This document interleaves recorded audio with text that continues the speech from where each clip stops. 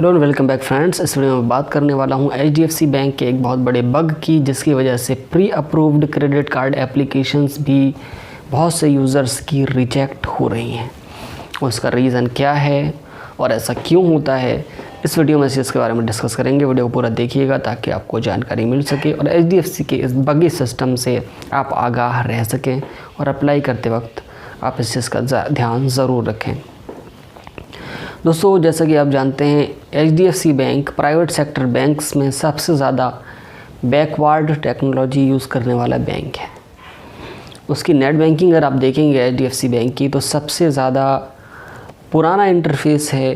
10-20 साल पहले जो इंटरफेस था सेम वही इंटरफेस है, कुछ भी चेंजेस नहीं हैं, कुछ फीचर्स नहीं हैं। यहाँ तक कि आपको अगर अपना एवरेज बैलेंस भी देखना है तो छोटे से छोटे बैंक्स भी ये प्रोवाइड करते हैं फैसिलिटी की, आप देख सकते हैं।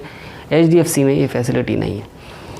और भी बहुत सारे ऐसे फीचर्स हैं जो बिल्कुल भी आपके HDFC नेट बैंकिंग में नहीं है। मेरा कहने का मतलब ये है कि HDFC बैंक वैसे तो बहुत अच्छा बैंक है, बड़ा बैंक है, बट नेट बैंकिंग और उसका टेक्नोलॉजी के हिसाब से बहुत ही ज़्यादा बैकवर्ड है कि RBI HDFC बैंक पर बैन भी लगा चुका है। जब आपको क्रेडिट कार्ड का प्री अप्रूव्ड ऑफ़र आता है, डॉक्यूमेंट सबमिट नहीं करने होते हैं और एक प्री अप्रूव्ड लिमिट आपको पहले शो होती है और आपका क्रेडिट कार्ड बिना किसी डॉक्यूमेंट के अप्रूव हो जाता है।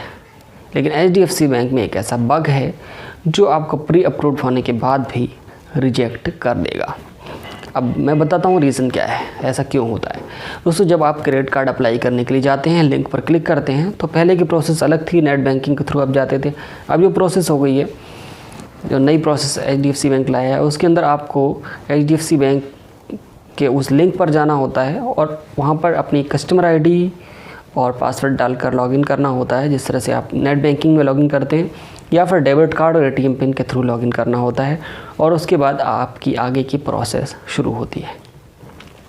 लेकिन ये जो पेज है, इसके अंदर जब आप जाएंगे तो कभी कभी ये पेज हैंग होने लगता है, कुछ बग है इसके अंदर। तो कभी कभी आप कहीं पर क्लिक कर रहे होते हैं और पेज रिस्पॉन्ड नहीं कर रहा होता है और आपको प्रोसेस दोबारा करनी पड़ती है। आपने जो पहले प्रोसेस की उसका एप्लीकेशन एक ऑलरेडी जनरेट हो चुका होता है।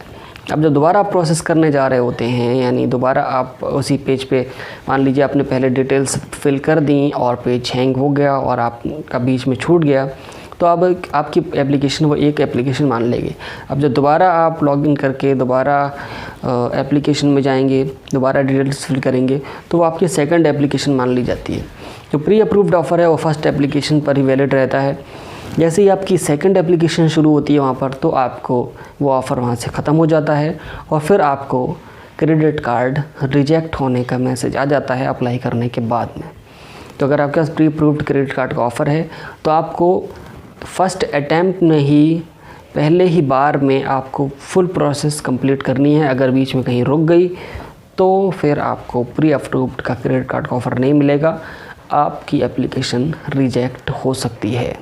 बिना डॉक्यूमेंट के जो प्री अप्रूव्ड ऑफ़र होता है वो आपके लिए हट जाता है, क्योंकि फ़र्स्ट एप्लीकेशन जो अटक गई है उसको दोबारा कंटिन्यू करने का कोई प्रोसेस HDFC बैंक के पास नहीं है।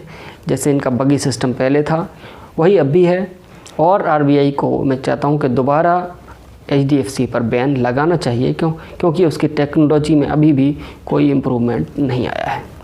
तो ये था कुछ बग, और ताकि मैं आपको अवेयर कर सकूं, अगर आपके पास कभी क्रेडिट कार्ड का ऑफ़र आता है प्री अप्रूव्ड का, एप्लीकेशन को फर्स्ट अटैम्प्ट में ही कंप्लीट करें, नहीं तो आपका एप्लीकेशन रिजेक्ट हो जाएगा। Thank you so much for watching this video friends, और चैनल पर नए हो तो सब्सक्राइब कर लें, वीडियो को लाइक कर दें।